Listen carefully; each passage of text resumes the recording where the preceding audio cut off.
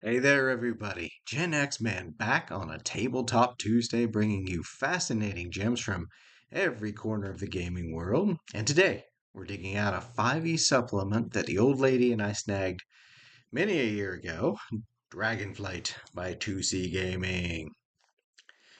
Written by Ryan Service and produced by 2C Gaming, version 1.0A was copyright 2000. So that makes it a 25-year-old game. Good grief, I did not realize that. God, where did the time go? Anyway, from the 2C Gaming Store, fantasy's most iconic creatures deserve more than a few pages in some monster compendium.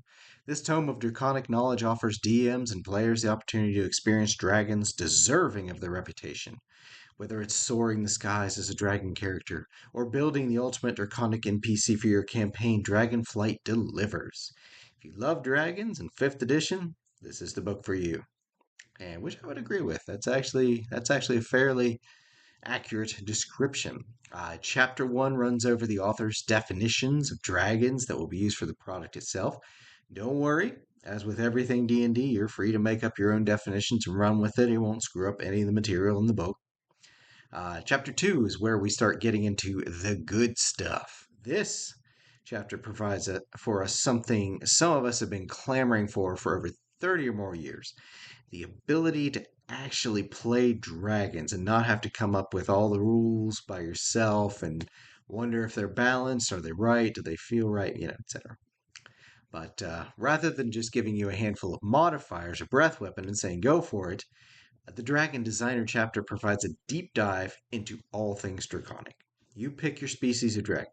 You get your ability score increases. You get your breath weapon, your size, which is based on your constitution. It's very neat. Your speed, also based on your con. And you dive into your backstory. What is your draconic ambition? Do you want prowess, respect, influence, etc.? What is your draconic obsession? Is it weapons, gold, art objects, gems, etc.? And then we dive into the specifics of your size and speed, your age category, and how it coincides with your draconic level, what your damage dice are, what your speed is, all that stuff. You even get proficiencies, leaving no aspect untouched. Also, you detail what aspect of your instincts are going to dictate the save DCs for your abilities. Are you more cunning? Do you go for straight power? Or are you defined by your will to survive? Then you get a touch on your draconic hoard, your pile of treasure that will define your ascension if you live long enough to amass anything worthwhile. Further age categories and feats are touched on before diving into one of the coolest aspects of this book: draconic classes. They're called paradigms. There's the Arcanist, which is primarily a spellcaster. You've got the Knight, which is way more, combat centric, a little tanky, if you want to think about it that way. And finally, the strategist, called the Imperator, which is a great name. And they're all about outsmarting their opponents and making great plans and manipulations and such. The rest of the chapter details the many, many draconic abilities, feats, and such you unlock once you've chosen your class, your lineage, etc., etc., etc. And they have tons of lineages in this, just tons. If you've heard of a type of dragon out there going back way back in the day, it's more than likely in this book. They have tons of them. They have, the gem dragons, the song dragons, the flower dragons, et cetera, along with, our usual chromatics and metallic, whatever.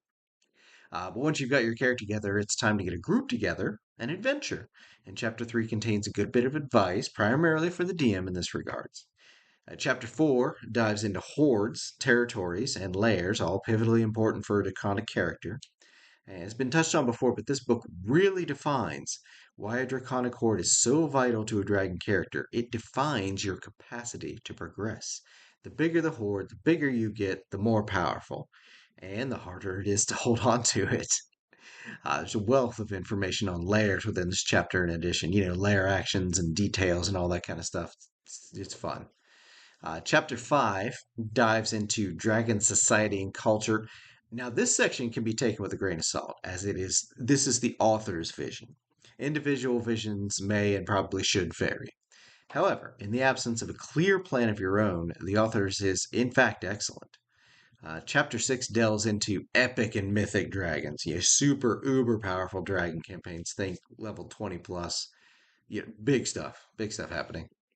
And finally, chapter 7 rounds out the book with a whole section on weird and fantastical dragons, as if dragons weren't fantastical enough. At the time of this writing, I could not find a physical copy for sale online as far as from like, you know, a store or such. Yeah, I may have just missed it. But I did find a physical copy on eBay going for 70 plus dollars. So this is very rare. It's gonna if you want the actual physical copy, you're gonna have two choices. Either you're gonna have to print out the PDF or you shell it out some bucks. And the PDF is still available from the 2C Gaming store and some other online sites like Hit Point Press and so on. There's a link in the description below for the 2C Gaming store. So, what do I think of it? I think if you have any interest in dragon characters at all and plan on running 5e, this book is a must have. I absolutely love the system of tying a dragon character's progression to their horde.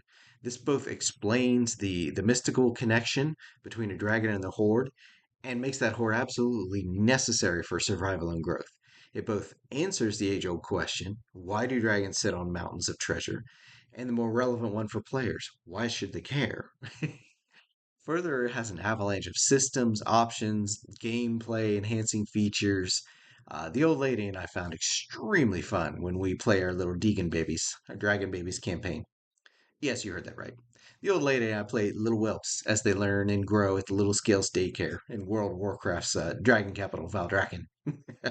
It's every bit as adorable and fun as you would imagine. And yes, with this system, you can play little Deegan babies, and you can play fully grown ones and adult ones. Yeah. So there you have it, folks. Like I said, I prefer 2E per se, but I also play other editions of the game, and 5E is likely my runner-up if I had to pick one favorite for when I want to turn brain off, play D&D. And this book is a big enhancement to that gameplay. Check it out if it's piqued your fancy, but maybe try the PDF before you sink a chunk of cash into a physical copy. But anyway, that's all I got for today. Hope you all get your game on today. Roll some dice, make some tabletop memories, and as always, have a good one.